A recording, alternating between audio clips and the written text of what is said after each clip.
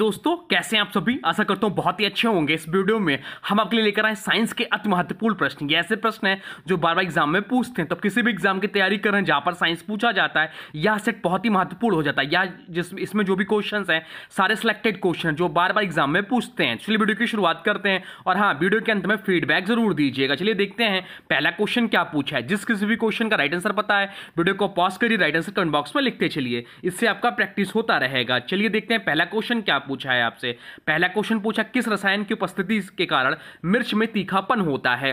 किस रसायन की उपस्थिति के कारण मिर्च में तीखापन होता है, यह आपसे पूछा है। चलिए बता दीजिए।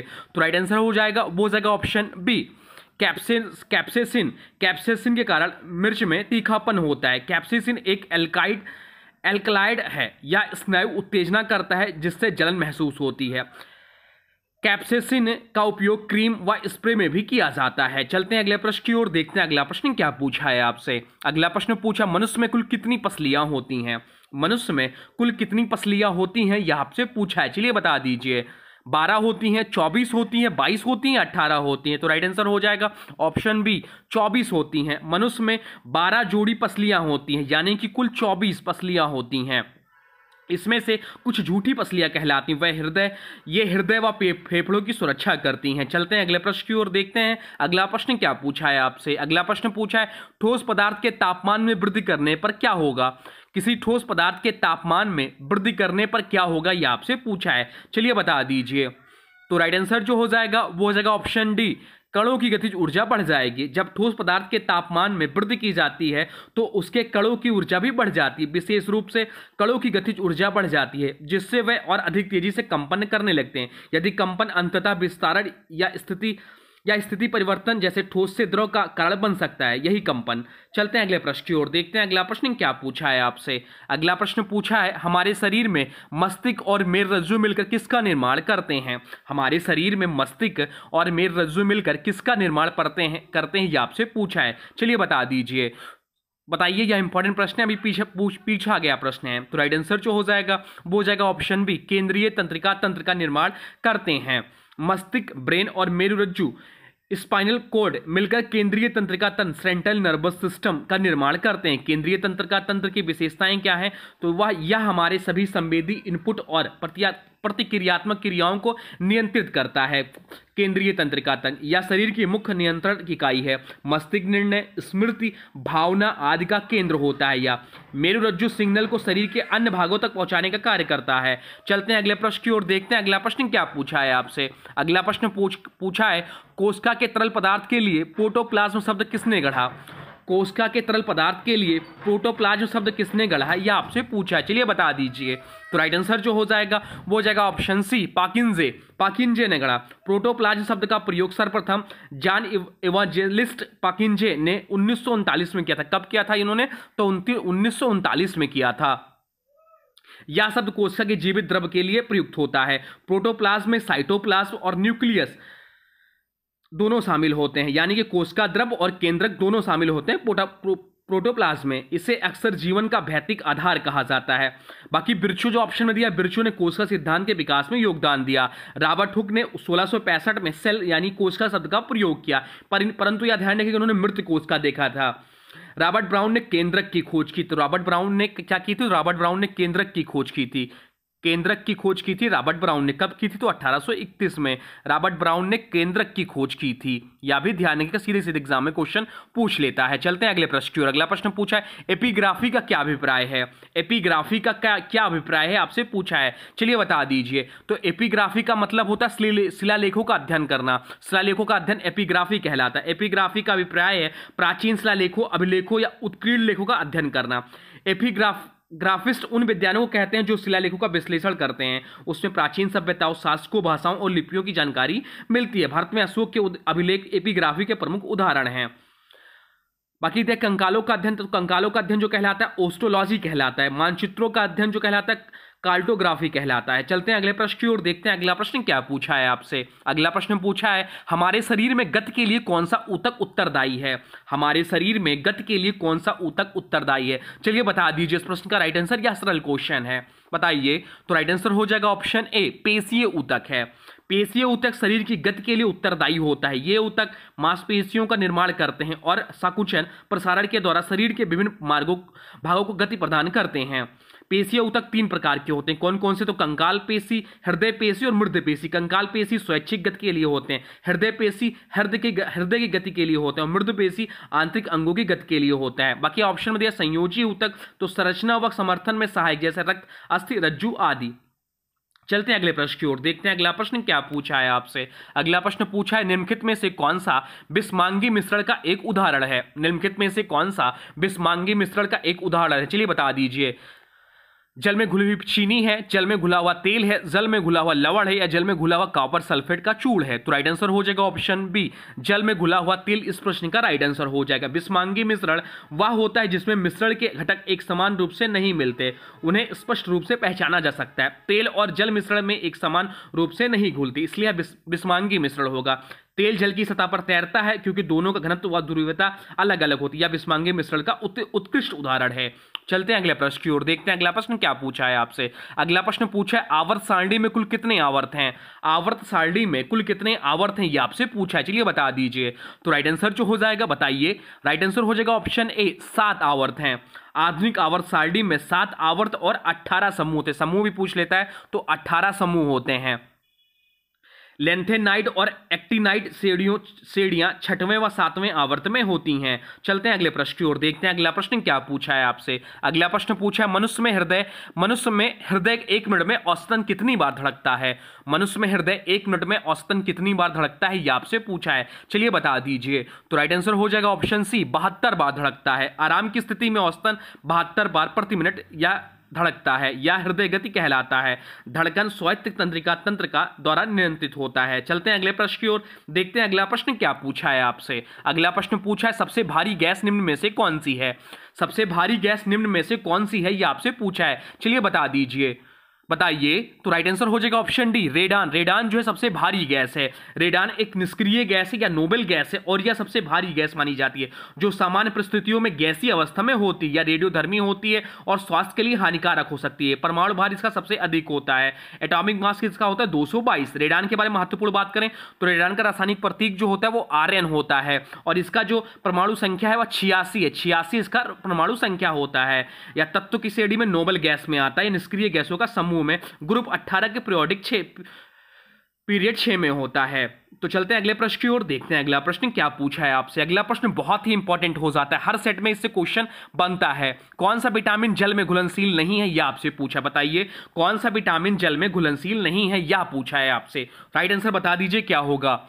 राइट आंसर हो जाएगा ऑप्शन सी, विटामिन ए है वह जल में घुलनशील नहीं है। विटामिन ए एक वसा में घुलनशील विटामिन है, ना कि जल में घुलनशील, जबकि विटामिन बी समूह और विटामिन सी जल में घुलनशील होते हैं। जल में घुलनशील विटामिन बी समूह जैसे B1, B2, B6, B12 आदि। विटामिन सी ये शरीर में संग्रहित नहीं होती, इसलिए रोजाना आहार में लेना जरूरी होता है। वसा में घुलनशील विटामिन कौन कौन से हैं? तो वसा में घुलनशील जो विटामिन है, आपसे पूछ ले कि वसा में घुलनशील विटामिन कौन कौन से हैं, तो वसा में घुलनशील जो विटामिन होते हैं वो होते हैं vitamin A, vitamin D, vitamin E और विटामिन के। ये वसा में घुलनशील विटामिन है। ये शरीर में यकृत व वसा ऊतकों में संग्रहित हो सकते हैं। बाकी जो पानी में घुलनशील विटामिन होते हैं वो आपका बी कॉम्प्लेक्स होता है और आपका विटामिन सी होता है। चलिए विटामिन से इंपॉर्टेंट जान लेते हैं। विटामिन ए का रासायनिक नाम क्या है पूछता है, तो विटामिन ए का रासायनिक नाम रेटिनॉल होता है। विटामिन B1 का रासायनिक नाम थायमीन होता है, जिसकी कमी से बेरी रोग होता है। विटामिन ए की कमी से जो होता है रतौंधी नामक रोग होता है। विटामिन B2 का रासायनिक नाम राइबोफ्लोविन होता है। विटामिन सी का रासायनिक नाम एस्कॉर्बिक अम्ल होता है, इसकी कमी से स्कर्वी रोग होता है। विटामिन डी का रासायनिक नाम कैल्सीफेरॉल है, इसकी कमी से बच्चों में रिकेटस रोग होता है और बड़ों में ऑस्टियोमलेशिया रोग होता है। विटामिन ई का रासायनिक नाम टोकोफेरॉल है। विटामिन के का रासायनिक नाम फाइलोक्यूनिन या मेनाक्यूनिन होता है। अब चलते हैं अगले प्रश्न की ओर, देखते हैं अगला प्रश्न क्या पूछा है आपसे। अगला प्रश्न पूछा किस विटामिन की कमी से मुंह के कोनों पर छाले और त्वचा की फटने की समस्या होती है? किस विटामिन की कमी से मुंह के कोनों पर छाले और त्वचा की फटने की समस्या होती है? चलिए बता दीजिए। तो राइट आंसर हो जाएगा ऑप्शन B2, जिसका रासायनिक नाम होता है राइबोफ्लोविन। राइबोफ्लेविन की कमी से चलोसिस रोग होता है, या क्या है तो चलोसिस रोग होता है। इसकी कमी से यह त्वचा, आंखों और नर्वस सिस्टम के लिए आवश्यक होता है। दूध, अंडा, हरी सब्जियों में यह पाया जाता है। अब चलते हैं अगले प्रश्न की ओर, देखते हैं अगला प्रश्न क्या पूछा है आपसे। अगला प्रश्न पूछा है, जब किसी वस्तु पर बल लगाया जाता है तो वह गति में आ जाती है, तो कौन सी ऊर्जा उत्पन्न होती है? जब किसी वस्तु पर बल लगाया जाता है तो वह गति में आ जाती है, तो कौन सी ऊर्जा उत्पन्न होती है, ऐसे क्या कहेंगे? तो बता दीजिए। तो राइट आंसर हो जाएगा ऑप्शन सी, गतिज ऊर्जा या काइनेटिक एनर्जी कहेंगे। गतिज ऊर्जा बराबर होता क्या है, यह भी आपको जानना चाहिए। गतिज ऊर्जा बराबर होता क्या है, काइनेटिक एनर्जी बराबर पूछा है आपसे। काइनेटिक एनर्जी बराबर क्या होता है? तो क्या होता है 1/2 mv², जहां यम द्रव्यमान है, बी वेग है, 1/2 mv² होगा। चलते हैं अगले प्रश्न की ओर, देखते हैं अगला प्रश्न क्या पूछा है आपसे। अगला प्रश्न पूछा है, पारिस्थितिक तंत्र में सबसे प्रमुख उत्पादक कौन सा है? पारिस्थितिक तंत्र में सबसे प्रमुख उत्पादक कौन सा है, यह आपसे पूछा है, चलिए बता दीजिए। तो राइट आंसर जो हो जाएगा वो हो जाएगा ऑप्शन डी, हरित पौधे। पारिस्थितिक तंत्र में, इकोसिस्टम में सबसे प्रमुख उत्पादक हरित पौधे होते हैं, क्योंकि ये सूर्य की ऊर्जा का उपयोग करके प्रकाश संश्लेषण की प्रक्रिया द्वारा खुद भोजन बनाते हैं। इन्हें प्राथमिक उत्पादक कहा जाता है। ये ऊर्जा की शुरुआत का स्रोत होते हैं, जो आगे शाकाहारी, फिर मांसाहारी, फिर अपघटक के रूप में ट्रॉफिक स्तरों में स्थानांतरित होते हैं। चलते हैं अगले प्रश्न की ओर, देखते हैं अगला प्रश्न क्या पूछा है आपसे। अगला प्रश्न पूछा है, दूध को दही में बदलने के लिए कौन सा सूक्ष्म जीव जिम्मेदार है? दूध को दही में बदलने के लिए कौन सा सूक्ष्म जीव जिम्मेदार है, यह आपसे पूछा है, चलिए बता दीजिए। इंपॉर्टेंट प्रश्न है और सरल क्वेश्चन है। राइट आंसर हो जाएगा ऑप्शन सी, लैक्टोबैसिलस, या लैक्टोज शर्करा को लैक्टिक अम्ल में बदलता है, इससे दूध का पीएच घटता है और दही बनता है, या एक लाभकारी जीवाणु है। चलते हैं अगले प्रश्न की ओर, देखते हैं अगला प्रश्न क्या पूछा है आपसे। अगला प्रश्न पूछा है, विद्युत धारा की एसआई इकाई क्या होती है? विद्युत धारा की एसआई इकाई क्या होती है, आपसे पूछा है, चलिए बता दीजिए। वोल्ट होता है, ओम होता है, एम्पियर होता है, या वाट होता है? तो राइट आंसर जो हो जाएगा वो हो जाएगा ऑप्शन सी, एम्पियर होता है। 1 एम्पियर बराबर क्या होता है? तो 1 एम्पियर बराबर 1 कूलाम प्रति सेकंड होता है, या विद्युत प्रवाह की तीव्रता को मापता है, या एसआई में मूल भौतिक इकाई है। चलते हैं अगले प्रश्न की ओर, देखते हैं अगला प्रश्न क्या पूछा है आपसे। अगला प्रश्न पूछा, डीएनए और आरएनए में अंतर क्या है? डीएनए और आरएनए में अंतर क्या होता है, चलिए बता दीजिए। तो राइट आंसर हो जाएगा ऑप्शन बी, डीएनए में थाइमीन होता है और आरएनए में यूरासिल होता है। डीएनए में थाइमीन होता है, लेकिन आरएनए में थाइमीन की जगह यूरासिल होता है। आरएनए सिंगल स्टैंडर्ड होता है, जबकि डीएनए डबल हेलिक्स रूप में होता है। डीएनए आनुवंशिक सूचना को संग्रहित करता है, आरएनए प्रोटीन संश्लेषण में सहायक होता है। ये सब पॉइंट भी ध्यान रखिएगा। चलते हैं अगले प्रश्न की ओर, देखते हैं अगला प्रश्न क्या पूछा है आपसे। अगला प्रश्न पूछा है, पीने के पानी में फ्लोराइड की अधिकता से कौन सा रोग होता है? पीने के पानी में फ्लोराइड की अधिकता से कौन सा रोग होता है, यह आपसे पूछा, चलिए बता दीजिए। तो राइट आंसर हो जाएगा ऑप्शन बी, फ्लोरोसिस होता है। जब फ्लोराइड की मात्रा पीने के पानी में 1.5 mg पर लीटर से अधिक हो जाती है, तो वह फ्लोरोसिस नामक रोग का कारण बनता है। यह रोग हड्डियों और दांतों को प्रभावित करता है। फ्लोरोसिस के प्रकार कैसे होते हैं? डेंटल फ्लोरोसिस होता है, जिसमें दांतों पर सफेद या भूरे धब्बे हो जाते हैं, बच्चों में सबसे सामान्य रूप से देखा जाता है। और एक होता है स्केलेटल फ्लोरोसिस, इसमें क्या होता है? हड्डियों में दर्द और जकड़न होता है, लंबे समय तक अधिक मात्रा में फ्लोराइड सेवन करने से होता है। बाकी ऑप्शन में दिया गोइटर, तो गोइटर जो होता है आयोडीन की कमी से होता है। स्कर्वी विटामिन सी की कमी से होता है, और रिकेटस जो है विटामिन डी की कमी से हड्डियों में कमजोरी होती है, बच्चों में विशेषकर देखा जाता है। चलते हैं अगले प्रश्न की ओर, देखते हैं अगला प्रश्न क्या पूछा है आपसे। अगला प्रश्न पूछा है, ग्लूकोज का रासायनिक सूत्र क्या है? इंपॉर्टेंट है, ग्लूकोज का रासायनिक सूत्र क्या होता है, यह आपसे पूछा है। ग्लूकोज जो एक मोनोसैकेराइड शुगर है, या प्रकाश संश्लेषण का मुख्य उत्पाद होता है, शरीर में या ऊर्जा का मुख्य स्रोत होता है। तो बता दीजिए ग्लूकोज का रासायनिक सूत्र क्या है? ग्लूकोज का जो रासायनिक सूत्र है वह आता है C6H12O6, या ग्लूकोज का रासायनिक सूत्र है। तो राइट आंसर हो जाएगा ऑप्शन 20 प्रश्न का राइट आंसर हो जाएगा। चलिए कुछ प्रमुख रासायनिक सूत्र बताते हैं। मैग्नीशियम ऑक्साइड का पूछ लेता है, तो मैग्नीशियम ऑक्साइड का जो रासायनिक सूत्र होता है वो MgO होता है। एक आपसे पूछ लेता है सोडियम बाइकार्बोनेट जिसे बेकिंग सोडा कहते हैं, इसका रासायनिक सूत्र क्या होता है? तो NaHCO3 इसका रासायनिक सूत्र होता है। सोडियम बाइकार्बोनेट या बेकिंग सोडा का, सोडियम कार्बोनेट या वॉशिंग सोडा का क्या रासायनिक सूत्र है? तो सोडियम कार्बोनेट का जो रासायनिक सूत्र है Na2CO3, जिसे वॉशिंग सोडा या सोडियम कार्बोनेट कहते हैं। एसिटिक एसिड या सिरका का रासायनिक सूत्र क्या है? तो CH3COO, एसिटिक एसिड का रासायनिक सूत्र है। अमोनिया का NH3 होता है। हाइड्रोजन पेरोक्साइड H2O2 होता है। मीथेन का CH4 रासायनिक सूत्र होता है। इथेनॉल का C2H5OH रासायनिक सूत्र। सुक्रोज जिसे गन्ने की चीनी कहा जाता है, इसका रासायनिक सूत्र क्या है? तो सुक्रोज का जो रासायनिक सूत्र होता है वो C12H22O11 सुक्रोज का रासायनिक सूत्र है। चलते हैं अगले प्रश्न की ओर, देखते हैं अगला प्रश्न क्या पूछा है आपसे। अगला प्रश्न पूछा है प्रकाश के वर्णक्रम में सबसे अधिक अपवर्तन कोण किस रंग का होता है। सरल क्वेश्चन है, बता दीजिए। प्रकाश के वर्णक्रम में सबसे अधिक अपवर्तन कोण किस रंग का होता है, चलिए बताइए। राइट आंसर हो जाएगा ऑप्शन सी, बैगनी का होता है। जब श्वेत प्रकाश किसी प्रिज्म से गुजरता है तो वह 7 रंगों में विभक्त हो जाता है, इसे वर्ण विकिरण कहते हैं। प्रत्येक रंग का अपवर्तनांक अलग अलग होता है। अपवर्तन कोण उस रंग के लिए अधिक होता है जिसकी तरंगदैर्घ्य कम होती है। तो बैगनी रंग का तरंगदैर्घ्य सबसे कम होता है, लगभग 400 नैनोमीटर, इसलिए उसका अपवर्तन सबसे अधिक होता है। तो राइट आंसर हो जाएगा ऑप्शन सी, बैगनी। सबसे कम अपवर्तन किसका होगा, तो वह होगा लाल रंग का होगा, क्योंकि उसका जो तरंगदैर्घ्य है वो सबसे अधिक होता है। चलते हैं अगले प्रश्न की ओर, देखते हैं अगला प्रश्न क्या पूछा है आपसे। अगला प्रश्न इंपॉर्टेंट मार्क कर लीजिए। सब्जियों, फलों और फूलों जैसी उच्च मूल्य वाली फसलों की खेती को क्या कहा जाता है। सब्जियों, फलों और फूलों जैसी उच्च मूल्य वाली फसलों की खेती को क्या कहा जाता है, ये आपसे पूछा, चलिए बता दीजिए। सेरीकल्चर कहा जाता है, पीसी कल्चर कहा जाता है, एपी कल्चर कहा जाता है, हॉर्टिकल्चर कहा जाता है। तो राइट आंसर हो जाएगा ऑप्शन डी, हॉर्टिकल्चर कहा जाता है। हॉर्टिकल्चर जिसे बागवानी भी बोलते हैं, या सब्जियों, फलों, फूलों और सजावटी पौधों की वैज्ञानिक और व्यवस्थित खेती इसमें होती है। इसे हाई वैल्यू क्रॉप भी कहा जाता है क्योंकि इसमें लाभ अधिक होता है। बाकी ऑप्शन में दिया सेरीकल्चर, तो सेरीकल्चर जो है रेशम कीट पालन से संबंधित है, पीसी कल्चर मछली पालन से संबंधित और एपी कल्चर मधुमक्खी पालन से संबंधित है। चलिए अब चलते हैं अगले प्रश्न की ओर, देखते हैं अगला प्रश्न क्या पूछा है आपसे। कैल्सीफेरॉल किस विटामिन का नाम है। अभी हम लोग ऊपर पढ़े विटामिन के सेगमेंट में, तो बताइए कैल्सीफेरॉल किस विटामिन का नाम है, चलिए बता दीजिए। तो राइट आंसर हो जाएगा ऑप्शन सी, विटामिन डी का रासायनिक नाम कैल्सीफेरॉल है। यह हड्डियों को मजबूत करता है, सूर्य की रोशनी से प्राप्त होती है और डेयरी उत्पाद मछली भी इसके स्रोत हैं। इसे कमी से होता है क्या, तो बच्चों में रिकेटस होता है और वयस्कों में ऑस्टोमेलेसिया रोग होता है। बाकी ऑप्शन में दिया है विटामिन, तो विटामिन ए जिसका रासायनिक नाम होता है रेटिनल, इसकी कमी से रतौंधी या नाइट ब्लाइंडनेस रोग होता है। ऑप्शन में नहीं दिया है, पर थायमिन जानिए। विटामिन बी1, तो विटामिन बी1 का रासायनिक नाम है थायमिन, जिसकी कमी से बेरी बेरी रोग होता है। विटामिन सी जिसका रासायनिक नाम होता है एस्कॉर्बिक एसिड, इसकी कमी से स्कर्वी रोग होता है। विटामिन के जिसका नाम होता है रासायनिक फाइलोक्विनोन, इसकी कमी से रक्त का थक्का ना बनना होता है। अब चलते हैं अगले प्रश्न की ओर, देखते हैं अगला प्रश्न क्या पूछा है आपसे। अगला प्रश्न पूछा डीएनए में कितने प्रकार के नाइट्रोजन क्षारक होते हैं। डीएनए में कितने प्रकार के नाइट्रोजन क्षारक होते हैं, ये आपसे पूछा है, चलिए बता दीजिए। तो राइट आंसर हो जाएगा ऑप्शन सी, 4 प्रकार के नाइट्रोजन बेस होते हैं। डीएनए में 4 बेस होते हैं, कौन कौन से, तो एडेनिन, थाइमिन, गुआनिन और साइटोसिन, ये नाइट्रोजन बेस होते हैं।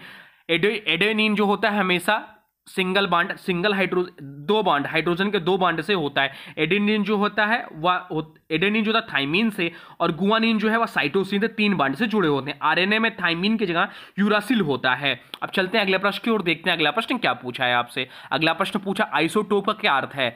आइसोटोप का क्या अर्थ है, यह आपसे पूछा, चलिए बता दीजिए।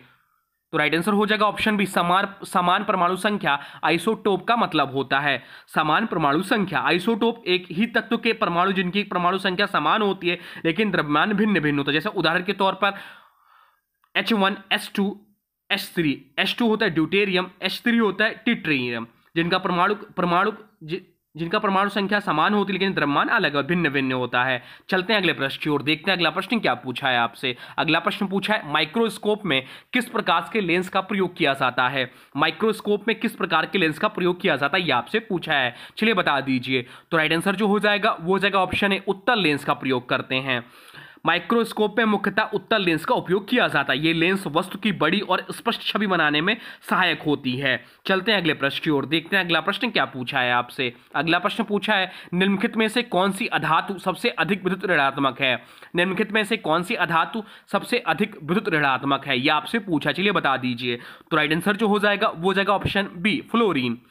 फ्लोरीन सबसे हल्की और सबसे प्रतिक्रियाशील हैलोजन है, या बहुत तेजी से अन्य तत्वों के साथ यौगिक बनाता है। इसका उपयोग टेफ्लॉन, फ्लोरीन गैस, दंत चिकित्सा आदि में होता है। चलते हैं अगले प्रश्न की ओर, देखते हैं अगला प्रश्न क्या पूछा है आपसे। अगला प्रश्न पूछा है अवतल दर्पण का वक्रता केंद्र कहाँ स्थित होता है।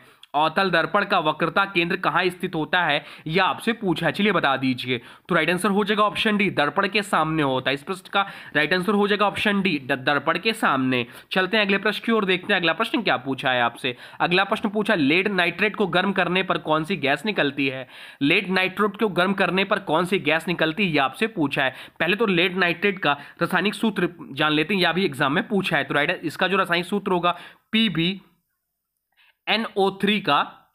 NO3 का होल ट्वाइस इसका रासायनिक सूत्र होगा। ध्यान रखिएगा, अभी एग्जाम में पूछा है या। और इसको गर्म करने पर जो गैस निकलेगी वह निकलेगी आपकी नाइट्रोजन डाइऑक्साइड और ऑक्सीजन। तो राइट आंसर हो जाएगा ऑप्शन सी। ऑप्शन सी इस प्रश्न का राइट आंसर हो जाएगा। चलते हैं अगले प्रश्न की ओर, देखते हैं अगला प्रश्न क्या पूछा है आपसे। अगला प्रश्न पूछा, निम्नलिखित में से कौन सा निम्नलिखित में से कौन सा महिला का हिस्सा नहीं है, महिला जननांग का हिस्सा नहीं है, महिलाओं का प्रजनन अंग का हिस्सा नहीं है, यह आपसे पूछा है। निम्नलिखित में से कौन सा महिलाओं के प्रजनन अंग का हिस्सा नहीं है, यह आपसे पूछा है। ऑप्शन में बता दीजिए कौन सा होगा। अंडाशय महिलाओं का हिस्सा है, गर्भाशय भी महिलाओं का हिस्सा है, शुक्रवाहिका यह पुरुषों का हिस्सा है, पुरुषों का, और फैलोपियन ट्यूब यह भी महिलाओं से संबंधित है। तो राइट आंसर जो हो जाएगा इस प्रश्न का वो हो जाएगा ऑप्शन सी। ऑप्शन सी इस प्रश्न का राइट आंसर हो जाएगा। शुक्रवाहिका केवल पुरुष प्रजनन तंत्र का हिस्सा होता है, जो शुक्राणुओं को वृषण से मूत्र मार्ग तक पहुंचाने का कार्य करता है। महिला प्रजनन तंत्र के अंग है अंडाशय या महिला प्रजनन तंत्र के अंग है, गर्भाशय भी महिला प्रजनन तंत्र का हिस्सा है, और फैलोपियन ट्यूब भी या भी महिलाओं के प्रजनन तंत्र का हिस्सा है। अंडाशय में अंडाणु बनता है, गर्भाशय भ्रूण का विकास होता है, फैलोपियन ट्यूब में यही निषेचन होता है, जबकि शुक्रवाहिका शुक्राणु परिवहन करता है। तो इस प्रश्न का जो राइट आंसर हो जाएगा वो हो जाएगा ऑप्शन सी। निम्नलिखित में से कौन सी महिलाओं का प्रजनन का हिस्सा नहीं है, यह प्रश्न था, और इसका राइट आंसर हो जाएगा ऑप्शन सी, शुक्रवाहिका।